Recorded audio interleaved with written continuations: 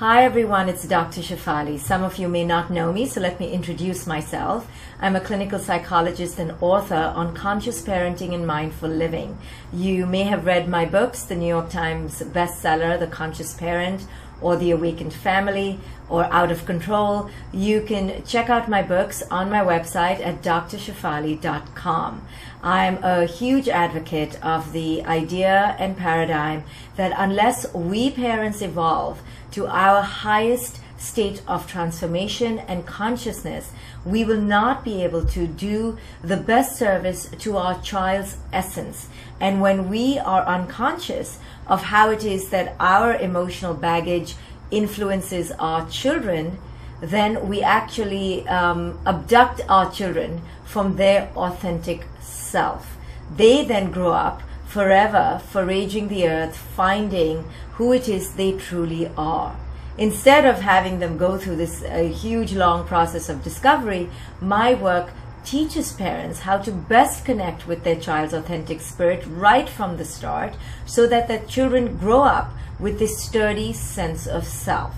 So thank you, Rini Jain, the founder of this amazing website and resource, gozen.com, for inviting me to talk to your community about how anxiety is a challenging topic in childhood, in parenting, and how we as parents can help alleviate some of the most common triggers and challenges we face when our children are anxious. So Rini sent me some most commonly asked questions. So I'm going to take a few moments to talk about my approach in helping parents dealing with these challenges, and maybe you can be illuminated in some small way today.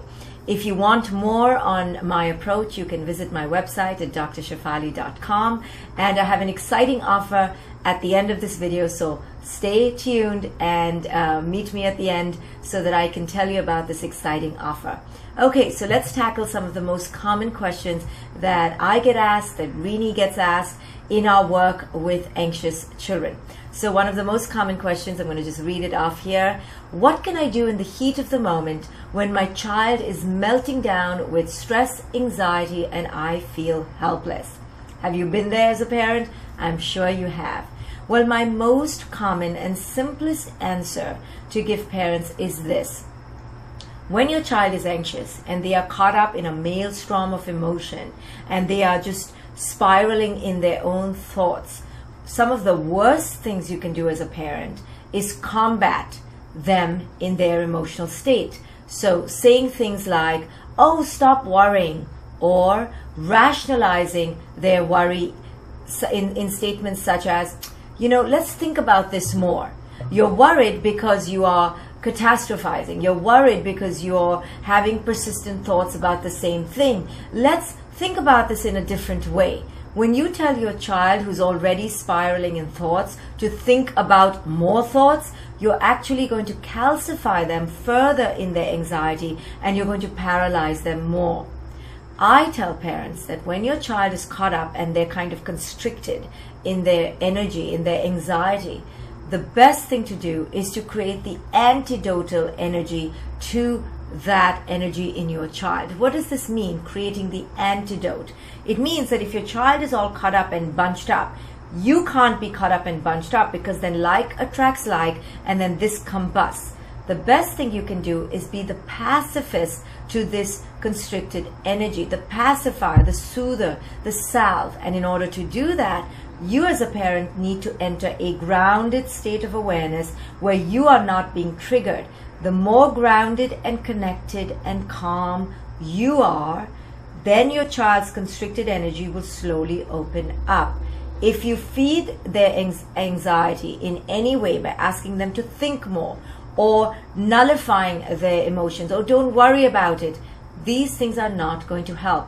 In the same way, punishing them, condescending them, shaming them, these things are going against their natural state and is actually going to make them constrict more. So you have to be very mindful as a parent to create the antidotal energy, the opposite energy, so that you can soothe them into calmness. This, of course, means that you need to be in a calm state yourself. When you don't get activated and you don't have a charge around their anxiety, their charge around their anxiety slowly dissolves. Yes, it may take 15 or 20 minutes, and this could be very anxiety producing for you, but you have to just hold steady and know that if you don't give it a charge, eventually your child will come out of their charge. You can never fix the problem by having a charge, because anxiety is already full of charge. When you add on your charge, you then exponentialize the problem.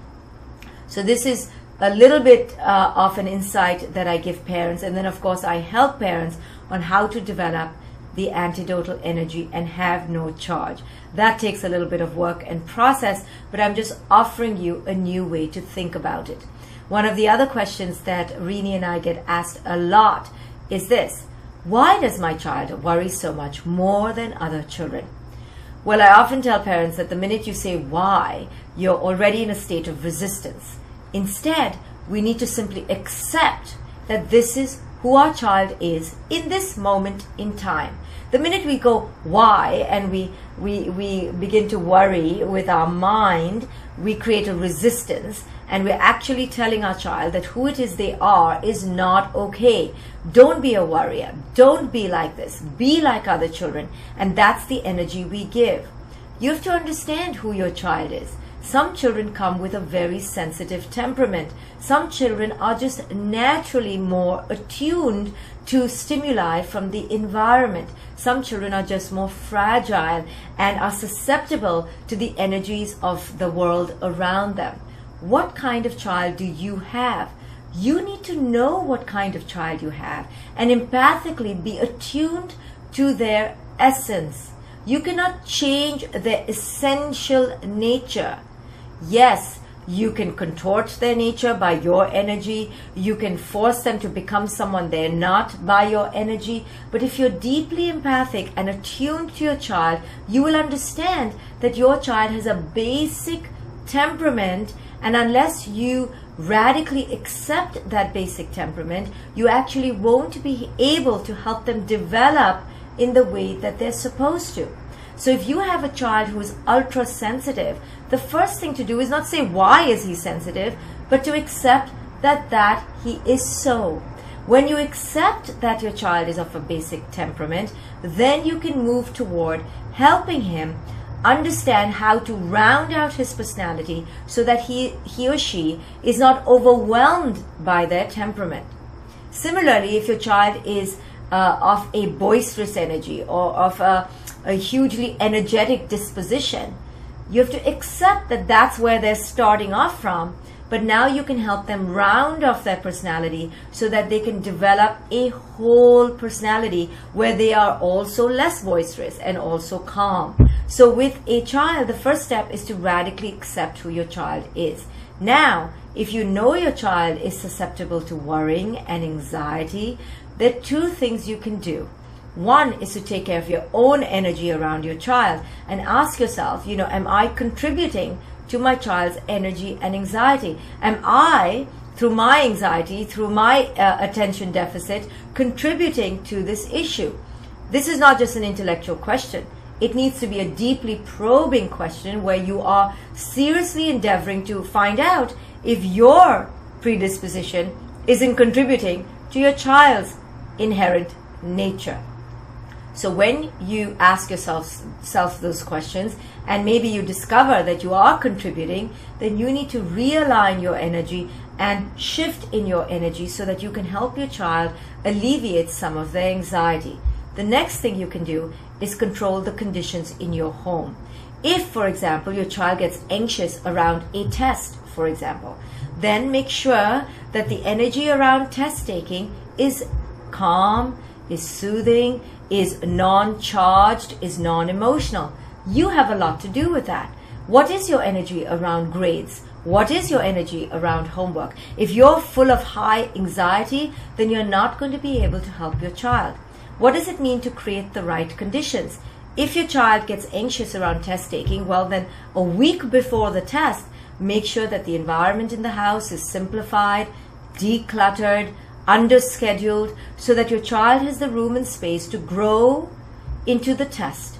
If your child gets anxious getting ready in the morning, then you have to make sure that the conditions in the home are calm, decluttered, and simplified. You have a lot to do in controlling the conditions in your home. I always tell parents, you may not be able to control your child because they are their own sovereign spirit, but you certainly can control your own energy and the conditions you create in your home.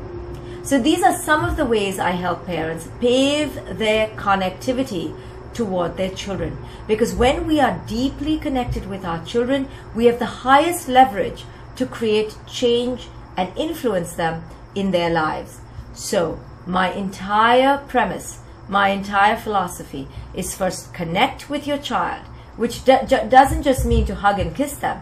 It means truly connect to who it is your children are, which means to some extent you need to know who you are, and then you can seek to correct them, which really in my verbiage means to round off their personality so that they are balanced and whole.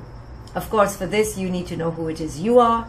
You need to have a mindfulness aware practice that you are disciplined in, where you are mindful and aware on a daily basis, so that then by connecting to yourself, you can connect with your children. For more information, go to my website at drshefali.com. So now for my great offer that I'm offering, the Go Zen community. Just for the Go Zen community, if you are new to my work, you may want to come to my wonderful weekend summit in New York City. It is called Evolve the Conscious Way. For you, if you wish to come and you are part of the Go Zen community, I will be giving you a special scholarship. In order to access the special scholarship, you can write to my office at drshefali.com. So take a look at Evolve the Conscious Way. The link is up here in this newsletter. And if you're intrigued by this philosophy of conscious parenting and you want to transform yourself into the best parent you can be, then take a look. Maybe you'll come and maybe you will give the best gift to your children, which is unequivocally your transformation. I hope to see you there. Take care and thank you again for having me. Bye.